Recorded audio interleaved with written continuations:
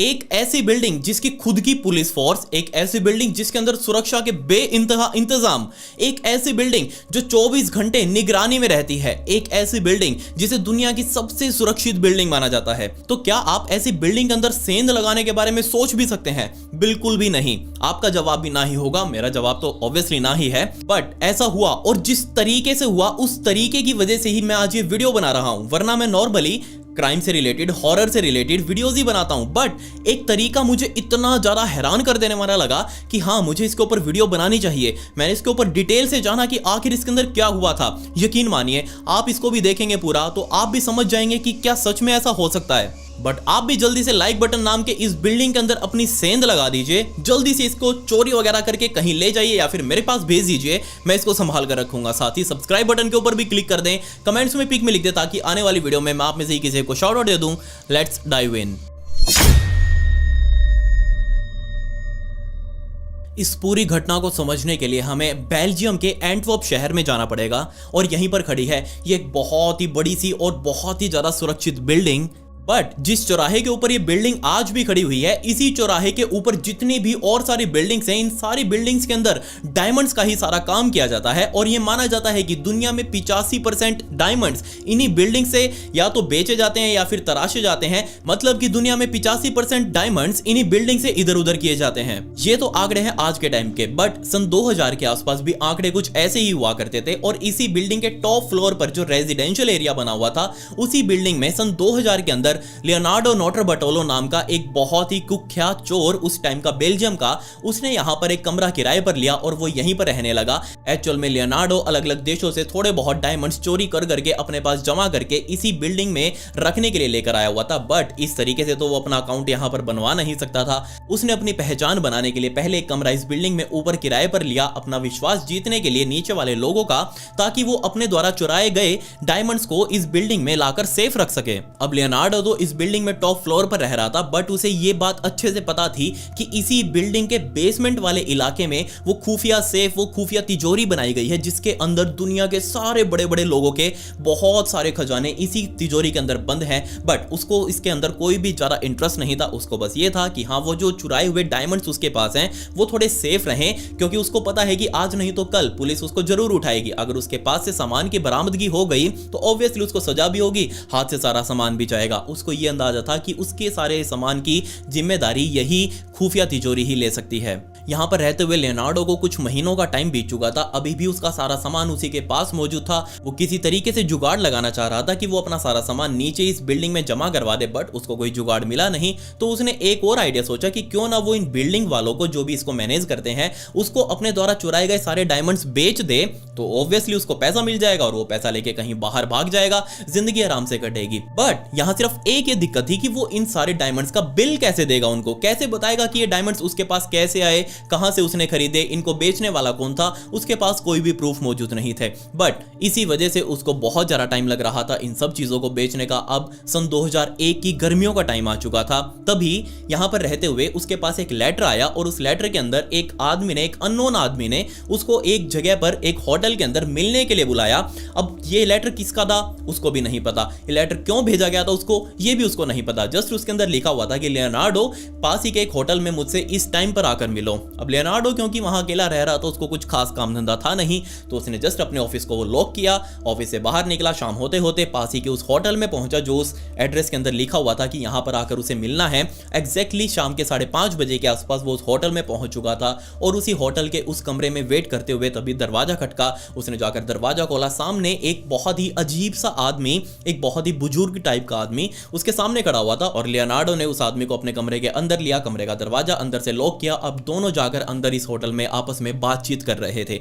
Actual में ये जो आदमी मिलने आया था लियोनार्डो से, ये इस लियोनार्डो से सिर्फ एक सवाल पूछने वाला था, और इस एक सवाल पूछने के बदले, उसका सिर्फ उत्तर देने के बदले, वो लियोनार्डो को तकरीबन आज के टाइम के हिसाब से 1 करोड़ रुपए ऑफर करने वाला था। सिर्फ उसको हाँ या ना में रिप्लाई देना था उसे जस्ट। जी हाँ, इस आदमी ने लियोनार्डो से कहा कि देखो, मैंने तुम्हें सिर्फ एक सवाल पूछने के लिए बुलाया है, और उसके बदले मैं तुम्हें 1 लाख यूरो दूंगा। और सवाल मेरा यह है कि कि जिस बिल्डिंग में तुमने ऊपर ऑफिस किराए पर लिया है उसी बिल्डिंग में नीचे दुनिया की सबसे सेफ तिजोरी मौजूद है और उसके अंदर बहुत सारा करोड़ों अरबों का खजाना मौजूद है। ये बात तुम्हें भी पता है, मुझे भी पता है। तो मेरा सवाल यह है कि क्या उस तिजोरी के अंदर चोरी की जा सकती है? क्या उस तिजोरी में सेंध लगाई जा सकती है?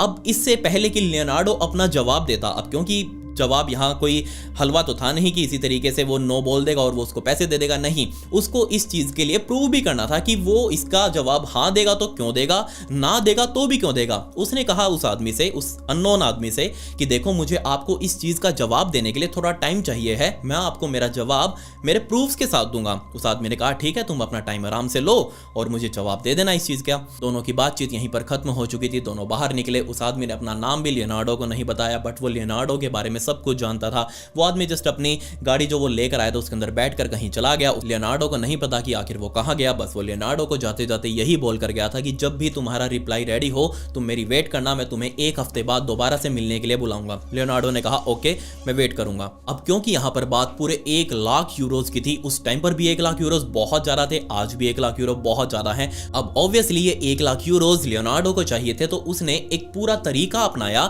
इस चीज का रिप्लाई देने का। उसने सबसे पहले पास ही के गैजेट स्टोर से वो कैमरे वाला पेन खरीदा। आपने देखा होगा वो पेन जो हम पॉकेट में ऊपर लगाकर उसमें ऊपर कैमरा लगा होता है छोटा सा, और उससे हम किसी भी चीज की खुफिया रिकॉर्डिंग कर सकते हैं। वही कैमरे वाला पेन अपने जेब में टांग कर अगले दिन अपने ऑफिस से सीधा नीचे उतरा, उस बेसमेंट वाले इलाके में दाखिल हुआ जहां से वो पूरा नीचे का बना हुआ वो तिजोरी वगैरह शुरू होती थी। उसका ऊपर ऑफिस था, बीच में काफी सारे पुलिस वाले, काफी सारी फोर्सेस, बहुत सारे सीसीटीवी कैमरा, सारे सिक्योरिटी सिस्टम लगाए गए थे।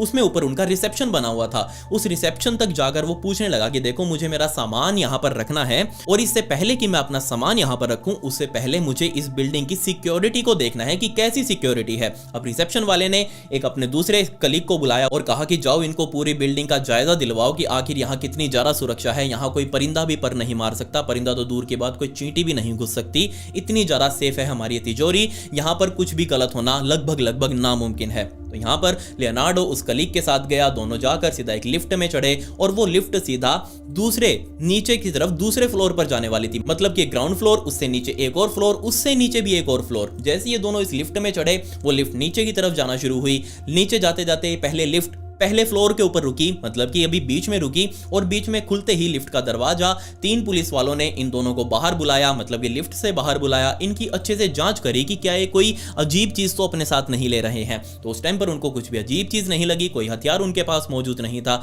जस्ट नॉर्मल एक कस्टमर की तरह ये उनको डील कर रहे थे। तब लियोनार्डो को पता लगा कि यहाँ नीचे जाने से पहले ये सब कुछ जांच करते हैं कि क्या क्या व्यक्ति ये लिए हुए हैं। बट इन सिक्योरिटी वालों का ध्यान अभी भी उसके पेन के ऊपर नहीं गया जो अभी भी इस पूरी बिल्डिंग की रिकॉर्डिंग कर रहा था। खैर ये सिक्योरिटी चेक पास करने के बाद वापस लियोनार्डो और वो इस ऑफिस का वर्कर दोनों लिफ्ट में गए। लिफ्ट फिर से नीचे जाने लगी, नीचे जाकर वो दरवाजा खुला, बाहर आते ही फिर से 4 पुलिस वालों ने इन दोनों को फिर से चेक किया। अब की बार भी यहाँ चेकिंग में कुछ भी नहीं मिला, वो जस्ट देख रहे थे कि आखिर इनके पास कोई हथियार वगैरह तो नहीं है, या फिर ये दोनों मिलकर कुछ अजीब चीज तो इस बिल्डिंग में या फिर इसकी तिजोरी में नहीं लेकर आ रहे। बट अब की बार जब लियोनार्डो अपनी चेकिंग दे रहा था उसने देखा कि सामने वो तिजोरी का दरवाजा मौजूद है, और वो दरवाजा इतना ज्यादा मजबूत है कि उसको भेद पाना लगभग नामुमकिन है। लियोनार्डो ने इधर उधर चेहरा घुमाकर देखा, और भी काफी सारे पुलिस वाले इधर हथियार के साथ खड़े थे, इस साइड भी काफी सारे पुलिस वाले हथियार के साथ खड़े थे।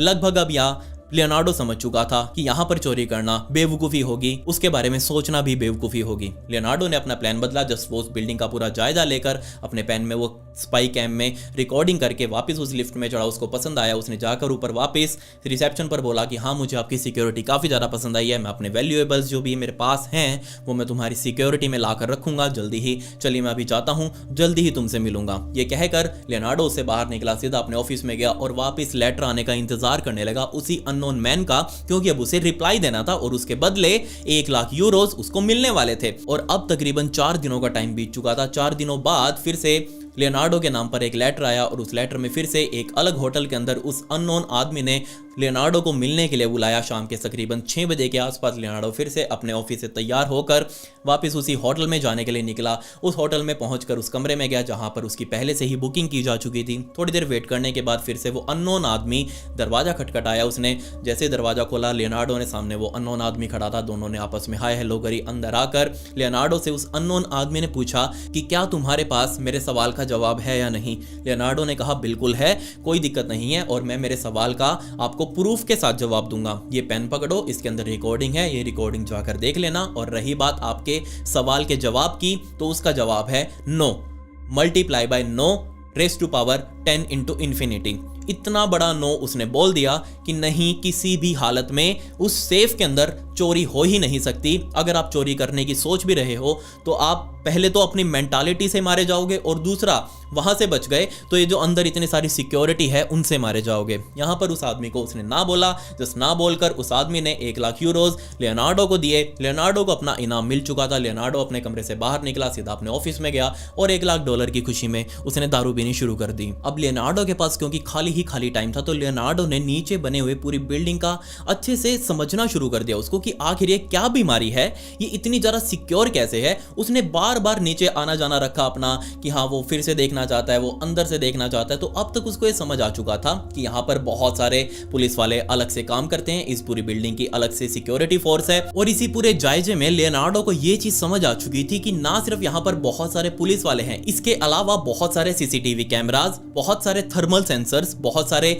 लाइट सेंसर्स, बहुत सारे मोशन सेंसर्स भी इस बिल्डिंग की सिक्योरिटी में लगाए गए हैं। और बंदा अपना पूरा जोर लगाकर, अपना पूरा दिमाग लगाकर किसी तरीके से उस तिजोरी के दरवाजे तक पहुंच भी गया। तो उस दरवाजे को कैसे खोलेगा? एक तो वो वैसे ही 3 टन वजनी दरवाजा, इसके अलावा उसको खोलने के लिए 4 डिजिट्स का पर्सनल पासकोड भी उसको चाहिए था, क्योंकि उसी पासकोड से वो खुल सकता था। इसके अलावा उस दरवाजे की एक बहुत ही बड़ी चाबी, तकरीबन 1 फुट लंबा तो उसका वो आगे का डिजाइन था, जो आप नॉर्मल चाबियां देखते हैं उससे तकरीबन 150 गुना बड़ी चाबी उस दरवाजे के अंदर लगाई जाती थी। और वो चाबी और वो पासकोड दोनों एक साथ जब मैच होंगे तभी वो दरवाजा खुलेगा। इसके अलावा किसी ने जानबूझकर उस दरवाजे को खोलने की भी कोशिश करी तो इस दरवाजे के ऊपर लगा हुआ मैग्नेटिक अलार्म वो बजने लग जाएगा पूरी बिल्डिंग के अंदर, और ऑब्वियसली जितने भी गार्ड्स हैं वो सारे सतर्क हो जाएंगे और नीचे जो भी बंदा काम कर रहा है उसको तुरंत जाकर निपटा देंगे। ये चीज समझ आ चुकी थी लियोनार्डो को। और इससे भी ज्यादा चीज उसको जो खतरनाक लग रही थी वो ये कि किसी तरीके से उसने वो दरवाजा भी खोल लिया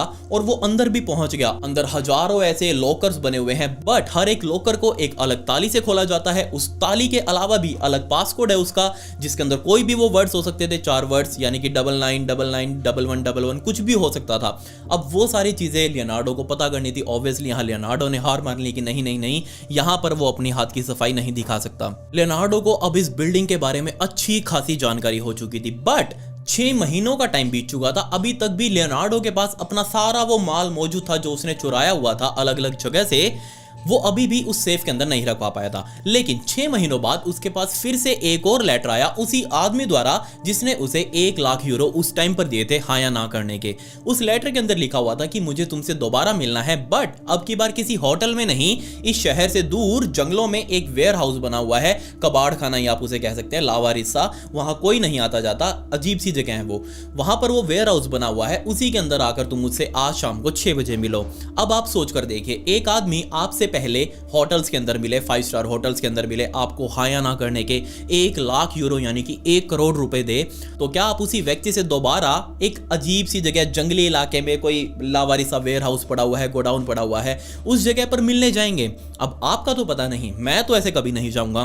बट यहाँ जैसे ही ये चीज लियोनार्डो ने पढ़ी, उसने कहा कोई दिक्कत नहीं है, जाकर यहाँ भी मिलेंगे, देखते हैं आखिर क्या बीमारी है। तो जैसे ही शाम के तकरीबन 6:15 बजे के आसपास लियोनार्डो उसी जंगली इलाके से होते हुए उस वेयर हाउस तक पहुंचा जो एड्रेस उस लेटर में लिखा हुआ था। तो उसी जगह पर उसे वही वो अननोन आदमी, वो अजीब सा आदमी सामने खड़ा हुआ दिखाई दिया। उस आदमी ने लियोनार्डो से हाय हेलो किया, दोनों आपस में मिले और सामने दिखाया कि यहीं पर ये वेयर हाउस है, यहीं पर मैं रहता हूँ, चलो मैं तुमको अंदर लेकर चलता हूँ। अब अंदर जाते जाते लियोनार्डो से उस आदमी ने पूछा कि देखो, मैं इस बात के लिए श्योर हूं कि मैं उस तिजोरी को तोड़ूंगा, उसके अंदर वाले माल को जरूर चुराऊंगा। जैसे ये चीज उस लियोनार्डो ने सुनी, वो अजीब सा मुंह लेकर उस आदमी की तरफ देखने लगा। देखो यार, मैंने तुमको 6 महीने पहले ही मना कर दिया था कि नहीं, मेरी तरफ से तो एक बड़ा ना है, वहां कोई चोरी कर ही नहीं सकता, लेकिन इससे पहले कि वो आदमी कुछ लियोनार्डो को बोलता, उस आदमी ने जस्ट लियोनार्डो का हाथ पकड़ा, उसको अपने वेयर हाउस में लेकर गया। और जैसे ये दोनों उस वेयर हाउस में गए, यहाँ लियोनार्डो को लगा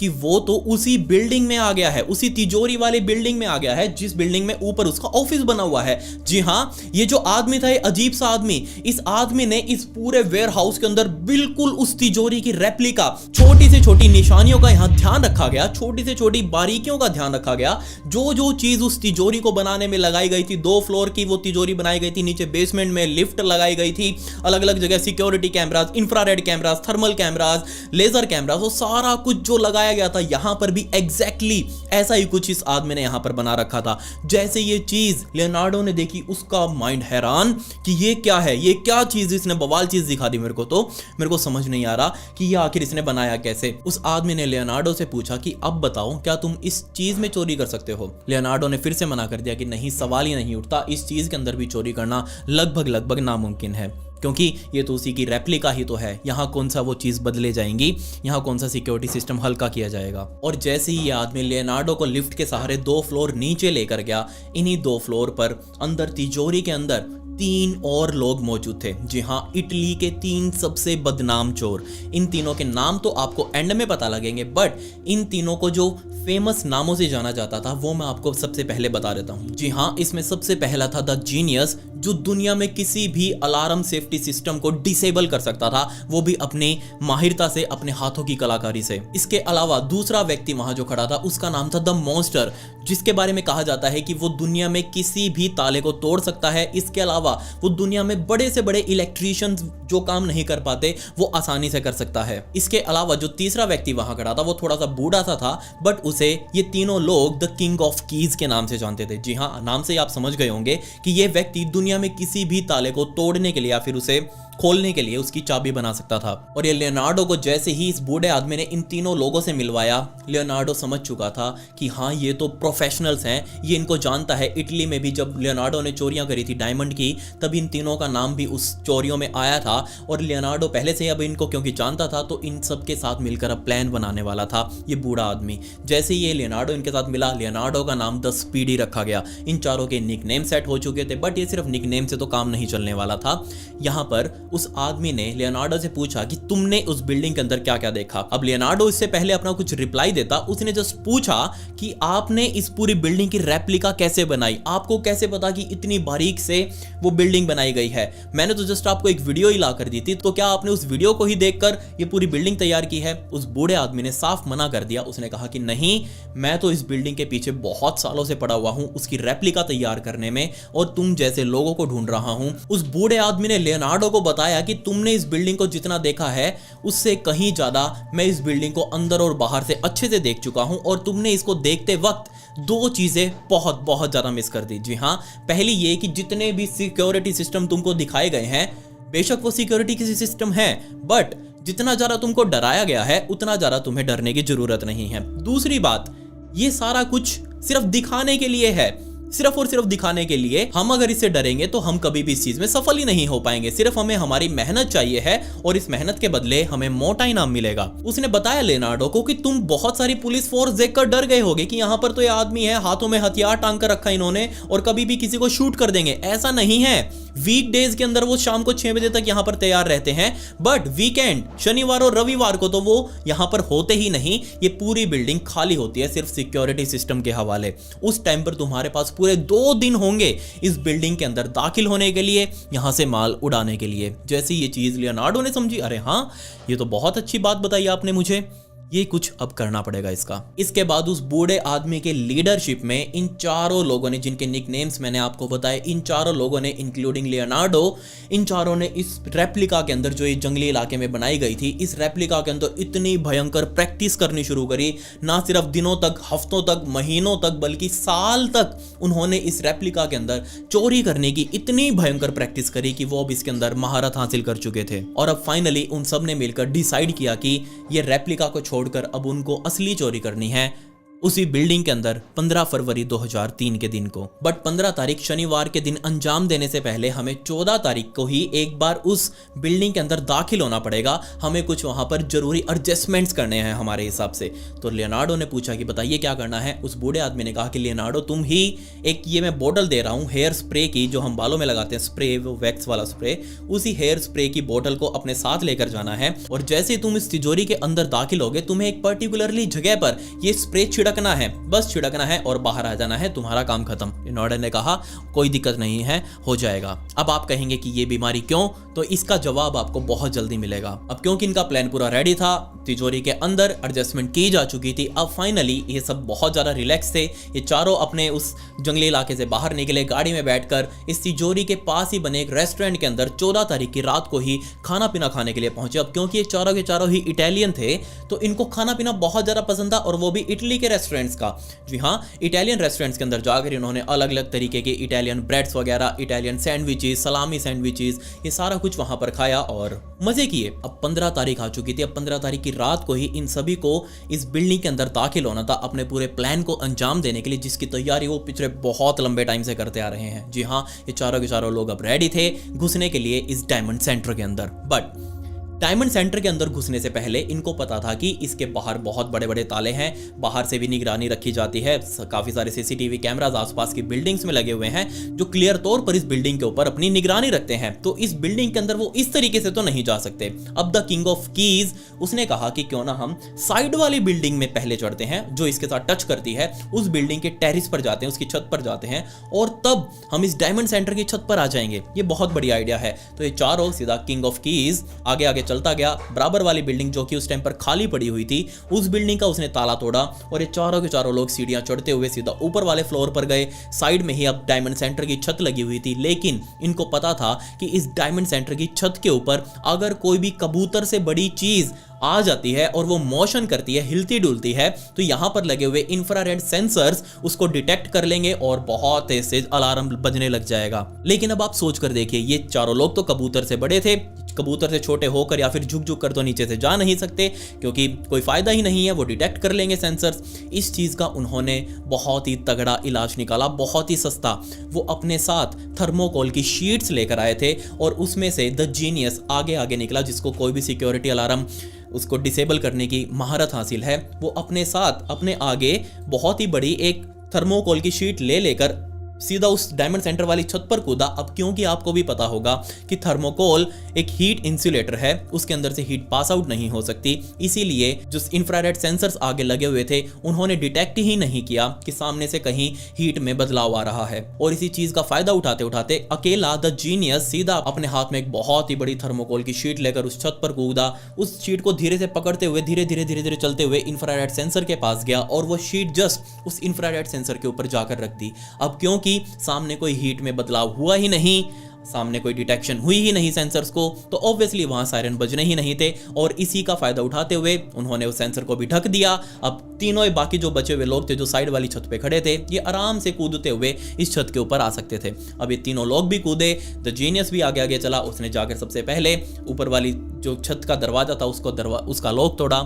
उस लॉक को तोड़ते ही अब ये तीनों लोग बजाय लिफ्ट के सीढ़ियों से नीचे की तरफ आने लगे और नीचे नीचे आते आते ये सीधा ग्राउंड फ्लोर पर पहुंच चुके थे, यानी कि उसी रिसेप्शन वाले काउंटर के पास जहां से पहली बार इस बिल्डिंग के अंदर घुसते ही लियोनार्डो ने बात करी थी उस रिसेप्शनिस्ट से। लेकिन अब इनको जाना था 2 फ्लोर नीचे, जहां पर वो सिक्योरिटी वॉल्ट है, यानी कि वो तिजोरी है जिसके अंदर सारा खजाना रखा हुआ है। बट नीचे जाने से पहले इनको इस बात का भी पता था कि नीचे बहुत सारे सीसीटीवी लगे हुए हैं और नीचे की लाइट्स भी 24 घंटे ऑन रहती हैं। अगर हम इस तरीके से नॉर्मली नीचे गए तो ऑब्वियसली हम सीसीटीवी में कैद हो जाएंगे। बट इस चीज का इलाज यही है कि हम नीचे की लाइट्स ऑफ कर दें, सीसीटीवी चलते रहेंगे, कोई दिक्कत नहीं है। हमारे पास थैलियां हैं, हम उन थैली से उन सीसीटीवीज को ढक देंगे। बजाय लिफ्ट के जाने के हम वापस सीढ़ियों से ही, जो इमरजेंसी सीढ़ियां नीचे बनाई गई हैं, उन सीढ़ियों से ही चलेंगे। किंग ऑफ कीज ने वापस इमरजेंसी स्टेयरकेस का ताला तोड़ा और सीढ़ियों से होते हुए सीधा नीचे पहुंचे उस तिजोरी के सामने। सोच कर देखिए, उस तिजोरी के सामने जिसके उस तरफ, जिसकी यानी कि अंदर करोड़ों अरबों रुपए का खजाना रखा हुआ था। जी हाँ, उस तिजोरी के सामने खड़े थे। बीच में था ये 3 टन का दरवाजा। अब क्योंकि ये उतरते उतरते इन्होंने नीचे की सारी लाइट्स ऑफ कर दी थी, बट अभी भी सीसीटीवी चल रहे थे। यहाँ पर लियोनार्डो की चतुराई काम आई। लियोनार्डो को पता था कि इस जगह पर कहाँ कहाँ सीसीटीवी कैमराज लगे हुए हैं, तो अंधेरे में भी इन लोगों ने अपनी जेबों में रखी हुई थैलियां निकाली और सीधा एक एक सीसीटीवी के ऊपर जाकर वो थैलियां ढक दी और ऊपर से गांठ मार दी। जी हाँ, अब ये सीसीटीवी से तो फारिग हो चुके थे, अब वो आराम से लाइट्स ऑन भी कर सकते थे। और तुरंत एक बंदा ऊपर गया वापस और उन्होंने ऊपर से लाइट्स ऑन करी। अब नीचे लाइट्स की तो कोई दिक्कत नहीं होने वाली थी। अभी तक तो आपको लग रहा होगा कि ये सारा काम बहुत आसानी से हो गया, बट असली मुश्किल काम तो अभी शुरू होने वाला था। इस 3 टन के दरवाजे पर इतने सारे लॉक सिस्टम, इतने सारे मैकेनिज्म और इतना भारी दरवाजा, इसको तोड़ पाना लगभग नामुमकिन। तो क्या आप आइडिया लगा सकते हैं कि आखिर इस लॉक को कैसे तोड़ा गया होगा, या फिर वो कैसे इसके अंदर गए होंगे या फिर नहीं गए होंगे? इस वीडियो को यहीं रोक कर आप अपनी राय, आप अपने कमेंट्स नीचे जरूर लिखिएगा कि आखिर वो किस तरीके से गए होंगे। मैं तो आपको बताऊंगा ही। चलिए, आप इस वीडियो को रोक कर पहले लिख दीजिए। आपके दिमाग में काफी सारे विचार आए हुए होंगे। आपने द मॉन्स्टर को भी याद किया होगा, जो किसी भी दरवाजे को तोड़ सकता है, किसी भी लॉक को तोड़ सकता है। बट उसके लिए मैं आपको यहाँ पर बता दूं कि सबसे पहले तो इसके अंदर वो 4 डिजिट का पास कोड भी चाहिए था इसको खोलने के लिए।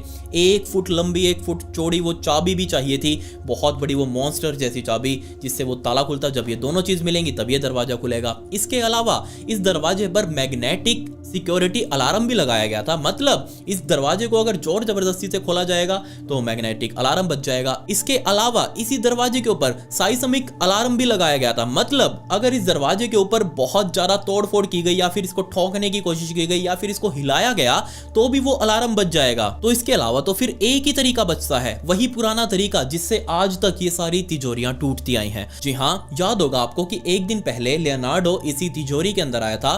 वो स्प्रे वगैरह छिड़कने के लिए, आपने भूले नहीं होंगे आप जरूर। उसी टाइम पर अंदर जाने से पहले जस्ट लियोनार्डो, क्योंकि काफी लंबा चौड़ा हट्टा कट्टा, तो उसका हाथ ऊपर तक जा सकता था। समझ सकते हैं ना आप? इस पूरी तिजोरी का जो दरवाजा था, दरवाजे के अंदर एंटर होने से पहले उसने जस्ट अपना हाथ ऊपर की तरफ किया। किसी ने नहीं देखा, किसी ने उसको नोटिस नहीं किया। जो उसके साथ जस्ट गार्ड चल रहा था वो आगे आगे था, जस्ट उसको वो लॉक खोलने में बिजी था। जस्ट यहाँ पर लियोनार्डो ने अपना हाथ ऊपर किया और इस तिजोरी के ऊपर एक छोटा सा कैमरा डिवाइस ऊपर रख दिया जस्ट इसके, और वो रिकॉर्डिंग सीधा वायरलेस होकर इन लोगों के पास जा रही थी। अब इस रिकॉर्डिंग के अंदर ना सिर्फ इनको वो पासवर्ड पता चल गया कि उस गार्ड ने इस तिजोरी का दरवाजा खोलते टाइम क्या पासवर्ड भरा है, बल्कि उनके सामने वो तिजोरी की चाबी की शेप भी आ चुकी थी। और कमाल की बात यहाँ ये देखिए कि इन लोगों ने उस तिजोरी की चाबी की जैसी शेप सामने आई, 1 फुट लंबी वो चाबी इन लोगों ने बना भी ली। अपने साथ ये लोग चाबी लेकर आए थे, लेकिन उस चाबी का कोई काम ही नहीं था, क्योंकि इस तिजोरी के जो मालिक थे, यानी कि कंपनी जो थी जो इसको चला रही थी, वो इतनी ज्यादा बेवकूफ, मुझे नहीं लगता कि उससे ज्यादा बेवकूफ कोई होगा, क्योंकि ये जाने से पहले, ये लोग इस बिल्डिंग को बंद करके जाने से पहले इस तिजोरी की चाबी को साइड में ही टांग कर गए हुए थे। So just the king of keys ने उस चाबी को देखा, उस चाबी को उतार कर लेकर आया और कहा कि यार हमें तो जरूरत ही नहीं है, जो इतनी मेहनत करी हमने चाबी बनाने में, इसकी जरूरत ही नहीं थी। ये बेवकूफ तो यहीं पर खूंटी पर टांग कर गए हुए इस असली चाबी को। बट अब इन लोगों ने 2 ताले तो खोल लिए, वो पासकोड वाला, क्योंकि उस वीडियो में देख लिया था इसका पासवर्ड क्या है, और ये चाबी। लेकिन अब इस दरवाजे के ऊपर मैग्नेटिक अलार्म भी तो लगा हुआ था। अगर वो अलार्म इस पूरी तिजोरी के वर्किंग आवर्स के अलावा कभी भी खुलता, मतलब कि इसके अंदर टाइम सेट किया गया था इस मैग्नेटिक अलार्म में कि अगर इस टाइम से इस टाइम के बीच में अगर ये खुलता है तो कोई दिक्कत नहीं है, इसके अलावा अगर ये खुलता है तो यहाँ पर ये अलार्म बजने लग जाएगा। और ये बात इन चारों लोगों को अच्छे से पता थी कि इससे पहले कि वो इस पूरी तिजोरी का गेट खोलें, उससे पहले उनको इस मैग्नेटिक अलार्म का कुछ करना पड़ेगा। अब यहाँ इन लोगों की मूर्खता देखी इस कंपनी की कि उन्होंने इस मैग्नेटिक अलार्म के पूरे मॉड्यूल को, पूरे सेटअप को, वो 2 डब्बे से थे, एक इस दरवाजे पर लगा हुआ था, एक चौखट पर लगा हुआ था, और जैसे ही वो खुलता तो ऐसे ऐसे बाहर की तरफ आ जाते थे। इन लोगों ने इन दोनों डब्बों को, मैग्नेटिक अलार्म के डब्बों को बाहर से ही कसा हुआ था। इन लोगों को पेचकस से वो नट ही तो खोलने थे। उन लोगों ने तुरंत ही अपनी जेब से पेचकस निकाला, जस्ट इस पूरे मैग्नेटिक अलार्म के सिस्टम को ही पेचकस से खोलकर दोनों डब्बों को साइड में फेंक दिया।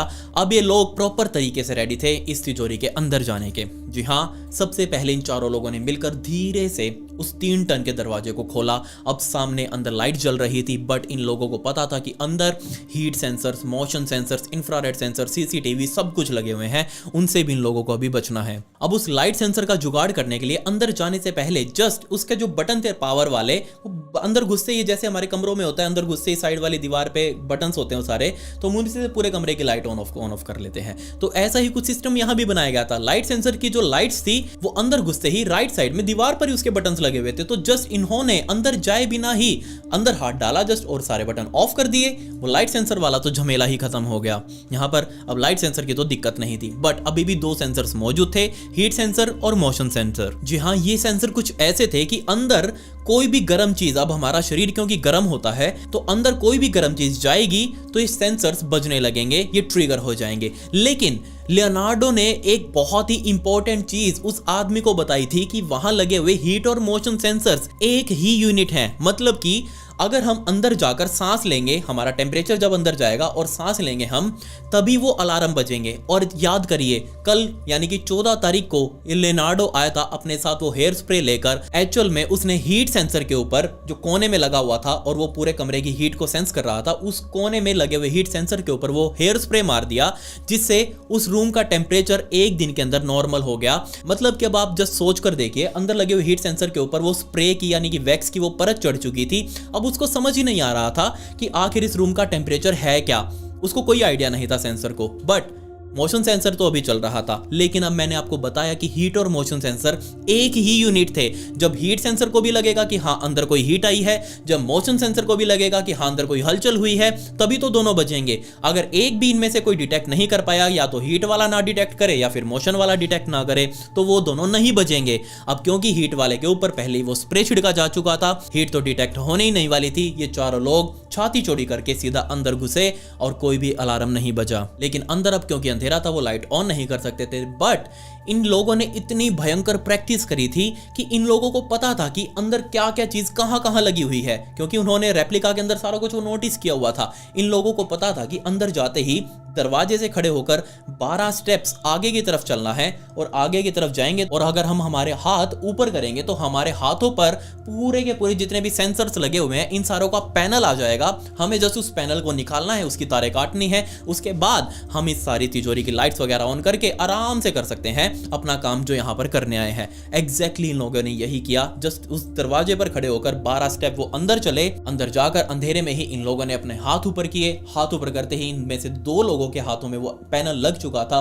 पैनल को उन्होंने जस्ट नीचे खींचा, उसकी तारें काटी और जस्ट अब इन लोगों को लाइट्स वगैरह ऑन करने में भी कोई दिक्कत नहीं थी। अब क्योंकि सारे सेंसर्स की तारें कट चुकी थी, उनका कोई काम ही नहीं बचा था। अब इन लोगों ने अपने सारे मेन स्टेप्स तो पार कर लिए थे, लेकिन मैंने आपको बताया कि अंदर जितने भी लॉकर्स लगे हुए थे, सैकड़ों हजारों, ये सारे अलग पासकोड अलग चाबी से खुलते थे। अब इन सभी की चाबी बनाना, इन सभी के पासकोड ढूंढना, ये कोई हलवा नहीं था। ना ही ये लोग ये चीज पता कर सकते थे। बट यहां पर आता है किंग ऑफ कीज सामने। उसने पहले ही रेप्लिका के अंदर हजारों बार प्रैक्टिस की थी। उसने एक अलग से ही खांचा सा बनाया हुआ था अपना। जी हाँ, उसने अपना एक खांचा सा बना रखा था। अब मैं आपको एग्जांपल देता हूं। आप अगर कभी पहले के बैंकों में गए होंगे, मतलब कि पुराने जमाने में, आज तो बहुत ज्यादा बदल चुका है जमाना, बट पुराने जमाने में जो बैंक्स के लॉकर हुआ करते थे, उनके अंदर लॉकर और अलमारी यूनिट अलग अलग हुआ करते थे। और उस टाइम पर भी इस सेफ्टी वॉल्ट के अंदर रखे हुए लॉकर्स और अलमारी वो अलग अलग यूनिट थे। मतलब कि लॉकर एक छोटा सा डब्बा, उस डब्बे को एक बहुत ही बड़ी अलमारी में फिक्स किया गया है, जस्ट वेल्ड किया गया है। और इसी बात का फायदा अब द किंग ऑफ कीज उठाने वाला था। उसने एक अलग सांचा बनाया हुआ था कि जस्ट वो इस लॉकर और अलमारी के बीच वाली जगह में इस सांचे को डालेगा और जस्ट वो जो वेल्डिंग वाला जो जहां टाका लगा हुआ है वो टाका कट जाएगा और वो सीधा लॉकर को बाहर निकाल लेगा। और कुछ ही घंटों में इन लोगों ने, इन 4 लोगों ने 100 से भी ज्यादा इन लॉकर्स को तोड़ लिया, अंदर से करोड़ों अरबों की चीजों को बाहर निकाल लिया। इतना सारा सामान लूटने के बाद इन लोगों को एहसास हुआ कि इनके पास जो थैले थे जिसके अंदर वो सारा सामान भरने वाले थे, वो थैले अब छोटे पड़ने लगे हैं। हीरे जवाहरात, बड़े बड़े गोल्ड के बिस्किट्स, चांदी के बिस्किट्स, बहुत सारा कैश, बहुत सारे अलग अलग देशों के नोट। इन लोगों के पास जगह ही नहीं थी कि वो इतने सारे खजाने को कहीं रख सके। इन लोगों को लगा कि हाँ अब उनके सारे थैले भर चुके हैं, अब उनको वापस चलना चाहिए। जस्ट इन 4 लोगों ने अपने कांधों पर सारे अपने अपने बैग्स लोड किए और तुरंत उस जगह से बाहर निकले, ऊपर वाले फ्लोर पर गए, वहीं इमरजेंसी सीढ़ियों से होते हुए इस डायमंड सेंटर की छत तक गए। लेकिन उनको याद आया कि क्यों ना यार, हम टाइम तो है ही अभी, नीचे जाकर एक बार सीसीटीवी की वो कैसेट भी बाहर ही निकाल आते हैं। उस टाइम पर डीवीआर की जगह कैसेट्स हुआ करती थी, तो इन लोगों ने सोचा कि हम उस कैसेट को भी बाहर निकाल आते हैं तो हमारे माइंड में कोई टेंशन नहीं रहेगी। इनमें से एक व्यक्ति अपना बैग ऊपर ही रखकर नीचे की तरफ गया, सीसीटीवी वाले कमरे में से उस कैसेट को बाहर निकाला, वापस ऊपर आया और जस्ट अपने बैग को टांग कर साइड वाली छत पर वापस कूदे। वापस कूद कर नीचे सीढ़ियों से होते हुए सड़क पर आए। सड़क पर यहाँ लियोनार्डो की गाड़ी खड़ी हुई थी। लियोनार्डो की गाड़ी के अंदर चारों ने अपने अपने बैग्स रखे और उसी के अंदर बैठकर वहां से अब भागने के लिए तैयार थे। 16 फरवरी 2003 की सुबह सुबह ये लोग यहां से निकले थे और ये तिजोरी खुलनी थी 17 फरवरी 2003 को, यानी कि मंडे को। इनके पास अभी भी 24 घंटे मौजूद थे यहां से दूर भाग जाने के, ताकि इनको कोई पकड़ ही ना सके। जब तक लोगों को पता लगेगा कि यहाँ चोरी हुई है, यानी कि 24 घंटे बाद, तब तक ये लोग यहाँ से बहुत दूर होंगे। और आने वाले इन्हीं 24 घंटों को ये लोग 2 कामों के लिए इस्तेमाल करने वाले थे। एक तो वही कि इस एंटवर्प शहर से वो जितना हो सके उतना दूर जाएं, और दूसरा ये अपने साथ कुछ बहुत ही खास एविडेंस, कुछ बहुत सारे पेपर्स वगैरह, तरीके, वो प्लान, कैसे कैसे चीज को अंजाम देना है, वो सारे नक्शे वगैरह उसके अपने साथ लेकर बैठे हुए थे। उस जगह का एड्रेस वगैरह, वो सारा कुछ जहां इन्होंने रेप्लिका बना रखी थी, उस जगह की सारी खुफिया जानकारी इनके पास कागजों के रूप में मौजूद थी। इन लोगों का प्लान था कि वो इस एंटवर्प शहर से बाहर निकलकर टरिन शहर तक जाएंगे और वहां पर जाकर वो सेफ फील करेंगे। ऑब्वियसली जो इनका वो लीडर था, वो बूढ़ा सा अननोन आदमी, वो भी उनको वहीं पर मिलने वाला था। बट ये 4 लोग जब गाड़ी में बैठकर टरिन की तरफ जा रहे थे, इन चारों में द स्पीडी वो कुछ ज्यादा ही नर्वसनेस फील कर रहा था। उसको बहुत ज्यादा डर लग रहा था। वो बार बार अपने दोस्तों को पकड़ पकड़ कर बोल रहा था कि यार हम लोग फंस जाएंगे, कहीं हम कोई सुराग तो नहीं छोड़ाए, कहीं किसी को पता तो नहीं लग जाएगा, किसी ने हमें देख तो नहीं लिया, प्लीज एक बार जाकर देख लो कि हम वहां पर कुछ छोड़ कर तो नहीं आए ना अपना। तीनों लोग इसको शांत करवा रहे थे कि यार शांत हो जा, क्यों परेशान हो रहा है। वो बार बार बोल रहा था कि यार जो हमारे पास ये हमारे एविडेंस है, तुरंत इनको डिस्पोज कर दो यार, फटाफट से डिस्पोज कर दो।